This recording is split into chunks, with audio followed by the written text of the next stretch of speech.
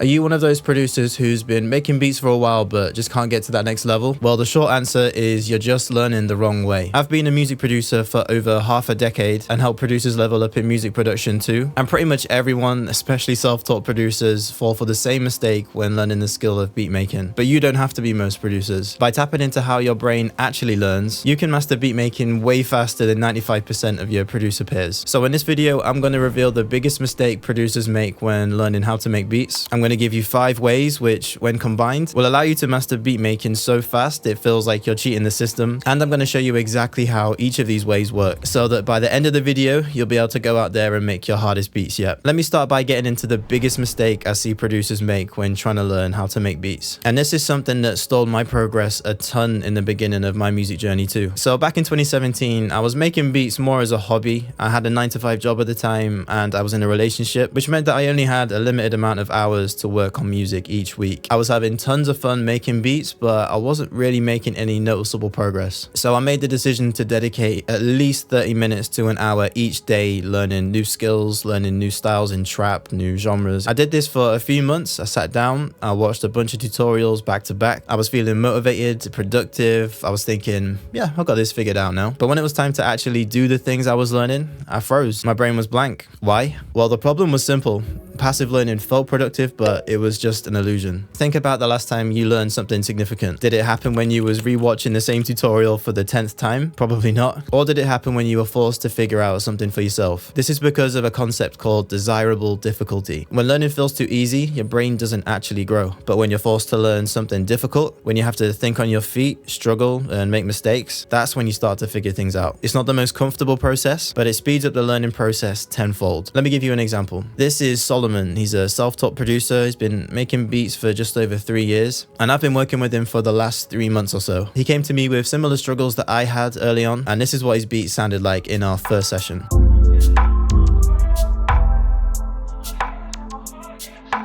Not terrible, but also just lacks that depth, character, and just life in general. So I had him go out, find any song that he liked in a genre that he liked to produce, and had him remake the beat as closely as possible. Not reinterpret it, not remix it, literally remake the beat sound for sound. Now the first one wasn't great, but we repeated this process over several weeks, and pretty quickly we realized where the gaps were in his production. So together we made those adjustments, fast forward 3 months, and now his beats sound like this.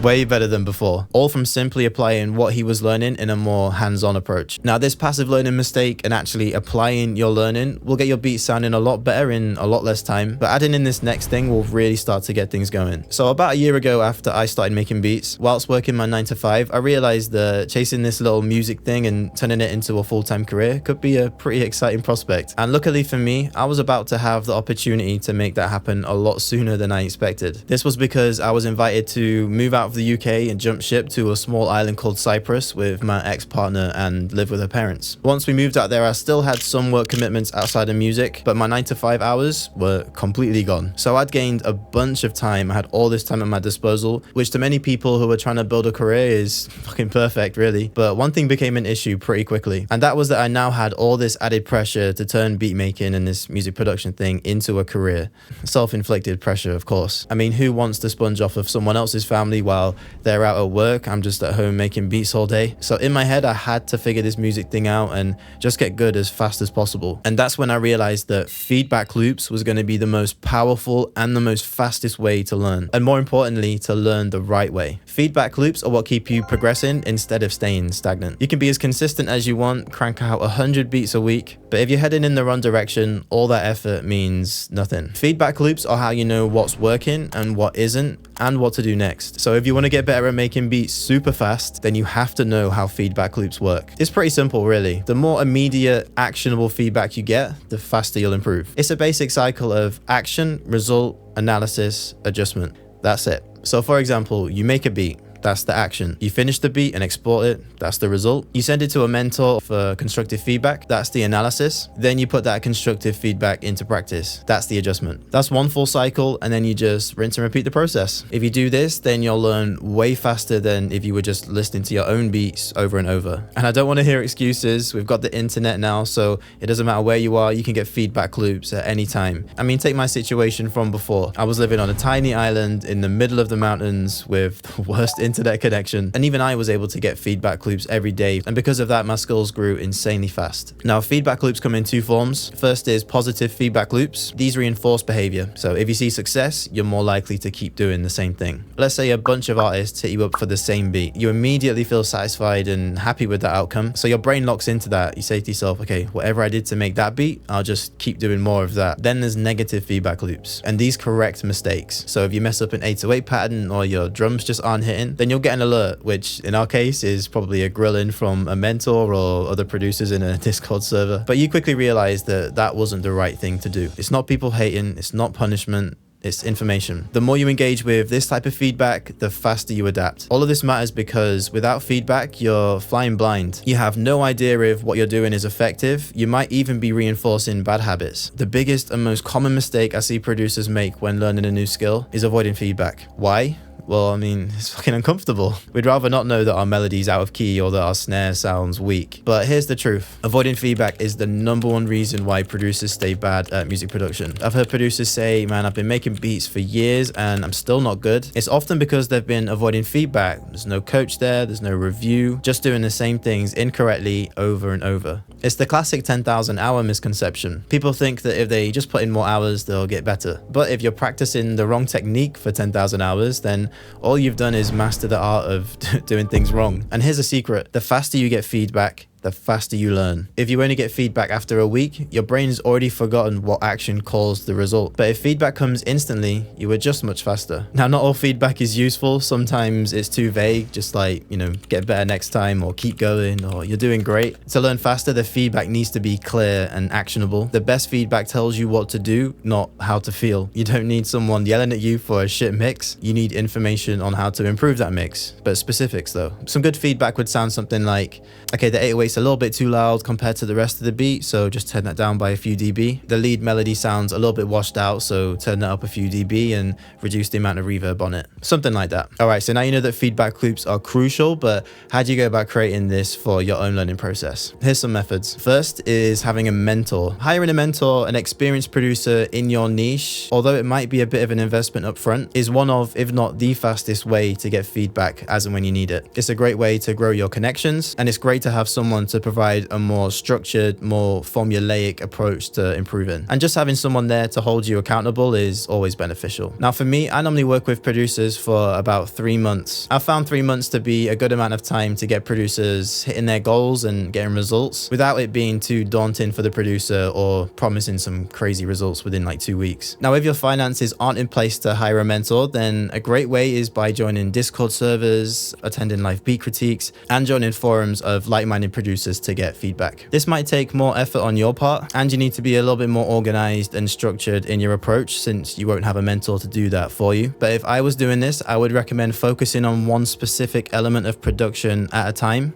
So for example, working on your samples, go through that feedback loop and repeat the feedback loop as many times as it takes to the point where basically all the feedback you're getting is positive. Then move on to another element of production and just repeat that process. Now with this next point, you're going to be able to laser focus and make those beat making gains way faster than anyone else. A little bit cringe. But let's go back to my guy Solomon from earlier. When we jumped on our first call together, it became pretty apparent that he had a lot on his plate considering the level he was working at. He has a home studio that he runs sessions from every week. He records and engineers for local artists, makes beats and produces a bunch of songs for his boys. And on top of that, he has a full-time job outside of music and is in a relationship. So his week was pretty full and productive from the outside looking in. But to me, it was obvious he was spreading himself way too thin and his production suffered because of it. Kind of negates all of that hard work he's been putting in sessions, trying to get songs finished, trying to network with bigger artists, etc. Now, this is pretty common and I'm guilty for doing this too, that when you're pursuing pursuing something that you're passionate about, you want to learn everything that is to learn. Like in Solomon's case, he wanted to be producer, executive producer, studio owner, mixing engineer, beat maker, etc, etc. Now this is appealing. Artists love to work with producers who are well-rounded, don't get me wrong, but on our first call I had to tell him one thing: you don't need to learn everything all at once. Most producers think that more information equals faster progress, so they watch more tutorials, buy more video courses, read more books, but this creates what's called information overload. You're exposed to so much information that your brain can't tell what's important and what isn't. So I told Solomon to follow one simple rule, the 80-20 rule. Basically 80% of your results come from 20% of your efforts. This rule was discovered by some economist called Vilfredo Pareto or something like that. He noticed that 80% of Italy's land was owned by 20% of its people. It sounds like a pointless fact, but just bear with me, because later people realized that this 80-20 rule was everywhere. 20% of musical practice led to 80% of performance improvements. 20% of exercises lead to 80% of muscle gains. 20% of coding skills solves 80% of programming problems. And when it comes to learning music production fast, it's a game changer. While most producers waste time on fluff and nice to know knowledge, the 80-20 producer focuses only on the crucial things that actually matter. In Solomon's case, we focused only on getting the foundation set, getting his production level up, which is about 20% of the things that he was trying to do in the beginning. Stopped everything else until we saw some significant improvement.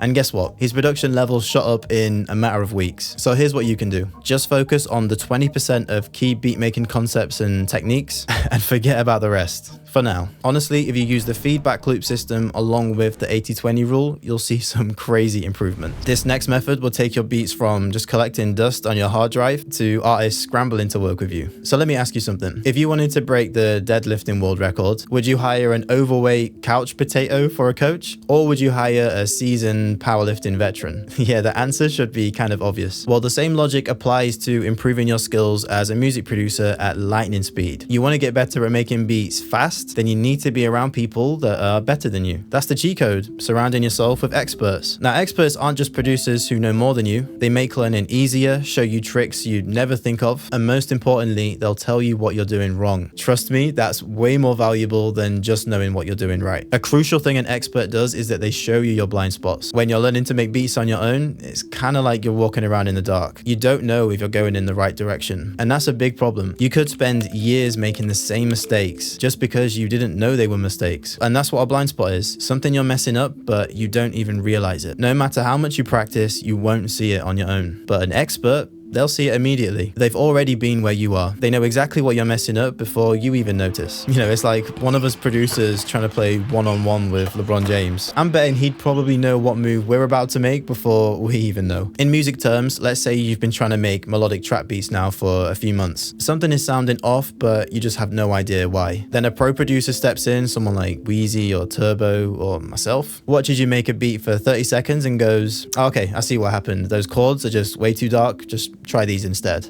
And boom, instant improvement. That one small tweak just saved you months and maybe even years of trial and error. Or worse, you might have quit before you even figured out what was wrong. When you learn on your own, it's all guesswork. You try something, fail, try something else, fail again, and repeat. Yeah, sure, you'll eventually figure things out, but it's slow. Experts just skip that whole process for you. They already made those mistakes, so they know exactly what works. Instead of guessing, you're following a proven path. And here's something crazy. When you're around experts, you even start to think like them. You pick up their tricks, their mindset, their way of solving problems. You start holding yourself to their standards. And here's the biggest game changer. Experts create pressure, the right kind of pressure. If everyone around you is way better than you, you'll feel out of place. And that feeling is powerful because now you feel like you need to keep up. And that makes you work 10 times harder than you ever would on your own. Your brain doesn't want to be the weakest link in the group, so it forces you to get better.